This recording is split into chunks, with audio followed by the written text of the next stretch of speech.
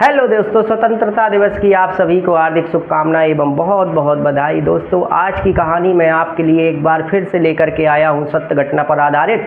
और ये कहानी जो मैं आज आपको सुनाने जा रहा हूं, ये कहानी आप 5 मिनट निकाल करके ज़रूर सुनिए। ये कहानी आपकी आंखों में आंसू ला देगी। और ये कहानी भाई और बहन के सच्चे प्यार की कहानी है। किस तरीके से एक भाई और बहन एक दूसरे को प्यार करते हैं। जब बहुत से लोगों ने इनकी कहानी सुनी तो लोगों ने कहा कि भाई बहन हो तो ऐसे हो, भाई बहन का प्यार हो तो ऐसा हो। निस्वार्थ प्रेम की कहानी है दोस्तों। और आइए तो आपको ले चलते हैं सीधे कहानी की ओर। ये कहानी हरियाणा के एक ज़िले की है और ये एक सच्ची कहानी है दोस्तों। हरियाणा के एक ज़िला है, उस ज़िले में एक व्यक्ति रहता था। उस व्यक्ति का नाम संतोष था और उस संतोष जो था उसके एक बेटा था और एक बेटी थी। दोस्तों, बचपन में क्या हुआ, उस बेटे का नाम अनिकेत था और वो जो बेटी थी उसका नाम निधि था। दोस्तों, अनिकेत और निधि, जो अनिकेत था वो निधि से बहुत बड़ा था, लगभग 10 साल बड़ा था। दोस्तों, जैसे ही निधि पैदा हुई उसकी माँ उसे संसार से छोड़ करके चली गई। उसकी माँ का देहांत हो गया। अब घर में केवल और केवल अनिकेत था, निधि थी और उसका बेचारा बाप था, संतोष था। अब तीनों लोग बड़े आराम से जीवन जीते थे। अनिकेत अपनी बहन के लिए खाना बनाता था, सारा काम करता था, पढ़ने जाता था। उसके पिता भी बाहर खेती किसानी का काम करते थे। दोस्तों, बहन बहुत छोटी थी लेकिन धीरे धीरे जैसे जैसे वो बड़ी होती चली गई, अनिकेत ने उसे खाना बनाना सिखा दिया। अनिकेत उसे बहुत प्रेम करता था, कहता था मेरी बहन बहुत अच्छी है, ये है। दोस्तों, धीरे धीरे वो बड़ी हो गई तो अब अनिकेत भी धीरे धीरे बड़ा हो गया। अब अनिकेत अपना बाहर का काम देखता था, उसकी बहन उसे बढ़िया खाना बना करके खिलाती थी। माँ का प्यार तो उसे मिला नहीं था लेकिन भाई ने उसे बहुत प्यार दिया। और जो बहन थी उसने भी अपने भाई को बहुत प्रेम और स्नेह करती थी। लेकिन दोस्तों, समय का पहिया चलता रहता है और धीरे धीरे समय का पहिया चलता रहा। अनिकेत बड़ा हो गया, निधि बड़ी हो गई। अनिकेत चूँकि निधि से बहुत साल बड़ा था तो गांव के लोगों ने उसके पिता संतोष से कहा कि भाई, तुम्हारा बेटा बड़ा हो गया है, विवाह के योग्य हो गया है, अब इस बेटे की तुम्हें शादी कर देनी चाहिए। तो संतोष को भी लगा कि हाँ, अब मेरी पत्नी भी नहीं है और मेरी बेटी बेचारी खाना बनाती है, अपना पढ़ाई लिखाई पर ध्यान नहीं दे पा रही है। अगर मैं अपने बेटे की शादी कर लूँगी तो इसकी भाभी आ जाएगी और वो आकर के इसको बढ़िया खाना बना के खिलाएगी, इसको माँ का स्नेह देगी और बढ़िया से फिर और भी जीवन खुशहाल हो जाएगा।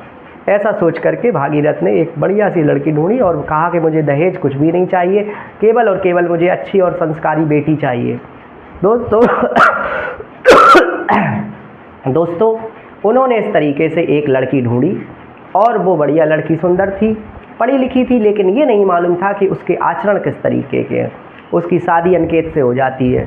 कुछ समय तो 1-2 महीने तो सही रहता, लेकिन फिर जो उसने शादी करी, संतोष ने अपने बेटे की शादी करी थी जिस लड़की से, उस लड़की ने अपना रंग दिखाना चालू कर दिया। अब उसे अपनी जो ननंद थी, यानी कि उसकी छोटी बहन थी, भार लगने लगी। वो ससुर को ससुर नहीं समझती, पति को पति नहीं समझती और अपनी जो नंद थी उसको नंद को नंद नहीं समझती।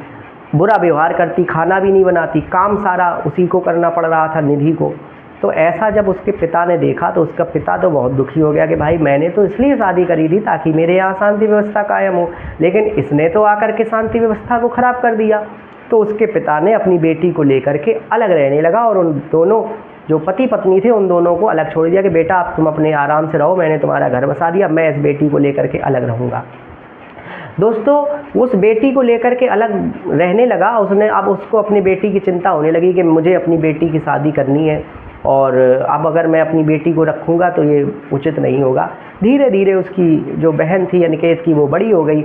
अब संतोष को अपनी बेटी की विवाह की चिंता थी। उन्होंने एक बहुत अच्छा लड़का ढूंढा और उस लड़के से अपनी बेटी की शादी कर दी। दोस्तों, जो उनका दामाद था, यानी संतोष का जो दामाद था, निधि का जो पति था, वो बहुत अच्छा था, सज्जन पुरुष था। वो दहेज ना होने के कारण वो गरीब जरूर था, लेकिन गरीब होने के बावजूद वो प्रतिदिन काम करता और अपनी पत्नी यानी निधि का ख्याल रखता। निधि भी अपने भाई के यहाँ जाना बंद कर दिया क्योंकि उसको पता था कि भाई तो उसे बहुत चाहता, लेकिन भाभी की वजह से क्यों भाई और भाभी में विवाद हो, इसलिए मैं अपने भाई के यहाँ जाऊँगी ही नहीं। लेकिन दोस्तों, साल में एक ऐसा त्यौहार ज़रूर आता है जो भाई बहन के प्रेम को दिखाता है। भाई बहन का उस मिलन उस समय होता है। तो आया रक्षाबंधन और रक्षाबंधन में वो बहन अपने भाई के यहाँ जाती थी और राखी बांधती थी और अपना उसी दिन वापस लौट आती थी। वो अपने भाई के यहाँ कभी रुकी ही नहीं। लेकिन दोस्तों अचानक एक दिन क्या होता है कि जो निधि का पति था, जो रोज़ कमा करके खाता था, वो बीमार हो गया और उसकी बीमारी ऐसी हो गई कि वो खटिए पर लेट गया, और खटिए पर लेट गया तो अब उसके यहाँ पैसे की बहुत किल्लत हो गई। पैसे की किल्लत हो गई। उसके सास ससुर जो निधि के थे वो भी वृद्ध हो चले थे, उनके पास भी पैसे का अभाव था। अब उन्होंने कहा क्या करें, लेकिन फिर भी उन्होंने एक चाय की दुकान खोली बस स्टैंड पर कि चलो भाई हम कुछ दिन चाय का व्यापार कर लेते हैं, अपने बेटे को पैसे दे देते हैं तो हमारा बेटा सही हो जाएगा, तो फिर हमारा खुद ही देखभाल करेगा। लेकिन दोस्तों उससे भी काम नहीं बना। जब ऐसी बात आ गई तो निधि ने कहा कि मैं अपने भाई से एक बार कहूँ। तो निधि ने अपने भाई से कहा कि भाई मेरे पति की तबीयत बहुत ख़राब है और अब मुझे जो है ऐसी ऐसी बात है। तो उसके भाई ने कहा कि बहन तुम चिंता मत करो, और जो भी तुम्हें सहयोग चाहिए हो तो हमको बता देना, तो मैं तुम्हारा थोड़ा बहुत मदद कर दूंगा। लेकिन जैसे ही उसकी पत्नी ने ये बात सुनी तो उसने उससे तो कुछ नहीं कहा, लेकिन मन में उसने रख लिया कि अब इन दोनों की बातचीत को कम कराना है, इन दोनों का आवागमन बंद कराना है, क्योंकि उसका पति बीमार है। अभी हमारे पति से पता नहीं कितने पैसे ले ले और बाद में ये और हमारे भी बच्चे हैं, हमारा क्या होगा। तो दोस्तों और तब ये देखा तो अब उसके मन में एक जलन हो गई कि अब मैं इस निधि को अपने पति से दूर रखूँगी, यानी कि अनिकेत से दूर रखूँगी, क्योंकि कहीं ये पैसे की मांग ना कर दे। दोस्तों तभी त्यौहार आ गया रक्षाबंधन का, और रक्षाबंधन के त्यौहार पर बहन जो थी निधि, वो निस्वार्थ भाव से, उसको पैसे का कोई लालच नहीं था, वो तो अपने भाई को केवल और केवल राखी बांधने नहीं आई थी। उसका मंसूबा ये नहीं था कि मैं अपने भाई के यहाँ जाऊँ, मैं अपने भाई से मन्नत करूँ कि भाई मेरा पति बीमार है। दोस्तों हम आपको बता दें कि जो उसकी बहन थी निधि, उसने अपने भाई से पैसे लेने से इनकार कर दिया था कि भाई साहब हमको पैसे नहीं चाहिए और मेरे घर का मैटर है, अब मैं अपनी समस्या का हल खुद ही करूँगी।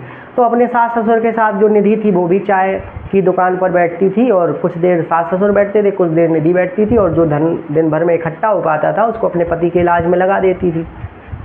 तो दोस्तों बहन अपने निस्वार्थ भाव से रक्षाबंधन की वजह से भाई के यहाँ आई कि चलो मैं अपने भाई के यहाँ चलती हूँ, भाई को बढ़िया सा जो है तिलक कर देती हूँ, मेरा भाई की कलाई कहीं सूनी न रह जाए। लेकिन जब उसकी भाभी उस समय घर पर थी, भाई था नहीं, उसने गेट खटखटाया और भाभी उसकी बाहर निकल करके आई, बोली कौन तुम? और उसने कहा अरे भाभी मैं तो आपकी नंद हूँ, आप मुझे नहीं जानती? कहीं मैं किसी को नंद को नहीं जानती, भाग जाओ यहाँ से, मैं नहीं, तुम पता नहीं कहाँ से आ गई हो। तो दोस्तों जब उसने ऐसा सुना तो उसको बड़ा धक्का लगा कि अरे ये मेरी भाभी को क्या हो गया। उसके दिमाग में आया कि ज़रूर मेरी भाभी ये सोच रही होगी कि मेरी बहन मुझसे पैसे लेने आई है और ये मुझे यहाँ।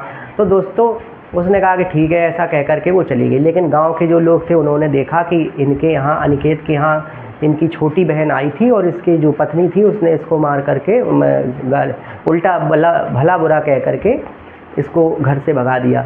दोस्तों उसने कहा कि अगर मैं ये बात अपने भाई को बताऊंगी तो मेरे भाई का परिवार उजड़ जाएगा। तो उसने कहा कि मैं ये बात अपने भाई को नहीं बताऊंगी और मैं उससे कह दूंगी कि भाई मैं किसी कारणवश नहीं आ पाई और मैं इसके लिए क्षमा चाहती हूँ। दोस्तों उसका पति घर आया, अनिकेत घर आया। उसने कहा कि क्यों?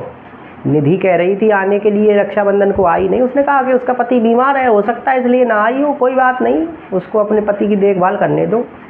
दोस्तों तो उसने भी सोचा कि हाँ हो सकता है कि भाई ना आई हो। लेकिन दोस्तों उसकी पत्नी फिर चली गई बाज़ार चली गई, क्योंकि उसका भाई आने वाला था रक्षाबंधन को, तो अपने भाई के लिए मिठाइयाँ और राखी लेने के लिए चली गई।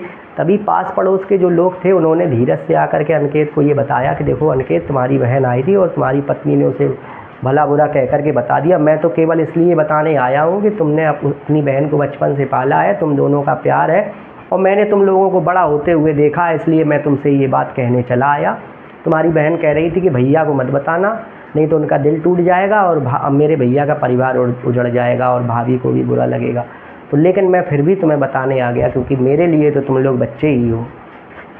दोस्तों जब उसने ऐसा सुना अनिकेत ने तो उसका दिल टूट गया। उसको ये उम्मीद नहीं थी अपनी पत्नी से, सारे उसने उसकी बात मानता था, सब कुछ उसने उसके लिए किया। लेकिन जब उसने ये बात किया कि अपनी छोटी बहन जिसके लिए वो बचपन से अभी तक उसको प्यार और स्नेह देता चला आया, उसके लिए आज तुमने उसके साथ ऐसा बर्ताव किया।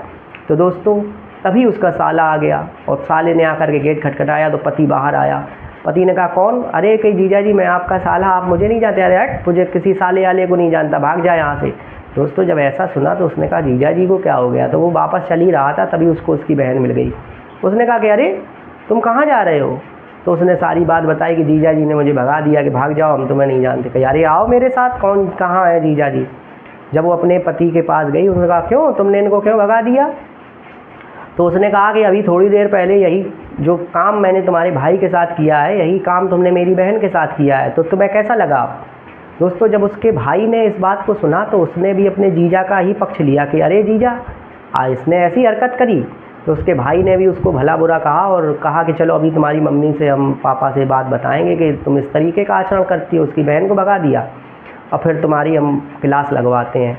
और दोस्तों उसका भाई भला बुरा कह करके अपनी बहन को अपने घर चला गया और माता पिता को बात जा कर के बताई। तो माता पिता ने फ़ोन करके उसको बहुत हड़काया, कहा कि अब यहाँ मत दिख जाना, मैंने तुम्हें ऐसे संस्कार नहीं दिए, तुम्हारे अंदर कैसे आ गए संस्कार। और दोस्तों तो उसको बड़ा दुख हुआ।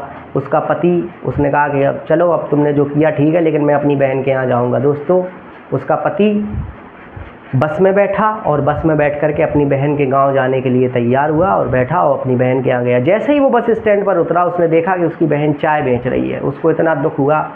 उसको ये बात पता थी कि उसके पति बीमार है, लेकिन उसको ये बात नहीं पता थी कि मेरी बहन बस स्टैंड पर चाय बेचती है। जब उसने कहा कि बहन तुम ये क्या कर रही हो, उसने कहा भैया कि मेरे यहाँ इतनी दिक्कत आ गई कि मुझे करना पड़ा। अरे तुम मुझे बताती तो एक बार, मुझे पता था कि तुम्हारे पति की तबीयत ख़राब है, मैंने तुम्हें कहा भी था कि बहन तुम्हें कोई दिक्कत परेशानी हो तुम मुझसे पैसे ले लो, तो तुमने मुझसे पैसे लेने से मना कर दिया था। तो मैंने सोचा था कि हो सकता कि तुम्हारे पास इंतजाम हो, लेकिन मुझे ये नहीं पता था कि तुम बस स्टैंड पर चाय बेच रही हो। और दोस्तों ऐसा कह कर के वो अपनी छोटी बहन को गले लगा कर के रोने लगा। उसे इतना दुख हुआ कि मेरी ये बहन जिसे मैंने इतना प्यार किया, पाला, आज इसकी ये स्थिति हो गई और मेरी पत्नी, उसने इसके साथ ऐसा व्यवहार किया। दोस्तों जब उसके साथ ये घटना हुई, वो सीधा घर गया बहन के और कहा कि बहन अब आज से तुम चाय आय नहीं कुछ बनाओगी ना बेचोगी, और जो भी पैसे कमा करके लाया था अपनी बहन को दिए, कहा ये लो पैसे और अपने पति का इलाज कराओ। और अपने बहन के ही यहाँ रहने लगा और वहीं से अपना ड्यूटी जाता, वहीं से घर आता। इधर उसकी पत्नी, जब बहुत दिन हो गए उसका पति नहीं आया तो बड़ा दुखी हुई, बड़ा शर्मिंदा हुई और उसके पिता ने भी उससे मना कर दिया कि तुम यहाँ मत आना। लेकिन दोस्तों बहन तो बहन होती है। उसने कहा कि भाई अब तुम अपने घर जाओ, भाभी इंतज़ार कर रही होगी तुम्हारा।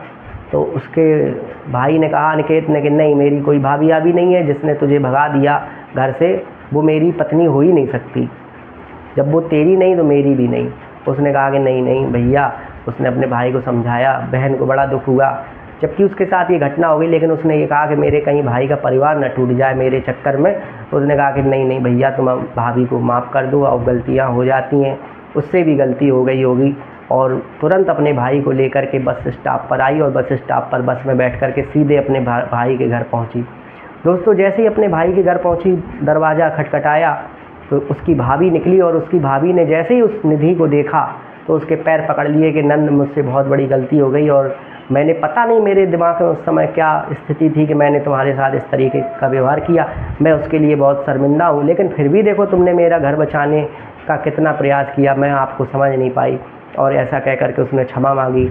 उसकी बहन ने भी उसे क्षमा कर दिया और भैया को भी समझाया कि भैया ये तो होता रहता है, कोई बात नहीं, आप फिर से भाभी के साथ उसी मन से रहिए।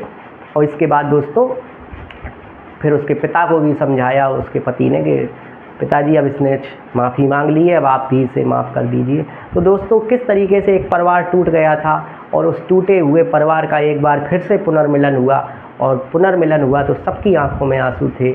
और बस केवल और केवल ये रिश्ता भाई बहन का एक बहुत पवित्र रिश्ता है, जिसमें ना कोई पैसा है ना कोई धन है, कुछ भी नहीं है तो केवल और केवल निस्वार्थ प्रेम। और इस निस्वार्थ प्रेम को देख कर के गाँव वालों के भी आंसू आ गए। उन्होंने कहा कि भाई बहन हो तो अनिकेत और निधि जैसे हो। दोस्तों इस कहानी से आपको क्या सीख मिली हमें कमेंट बॉक्स में ज़रूर बताएं। दिल की गहराइयों से आपका बहुत बहुत धन्यवाद। नमस्कार।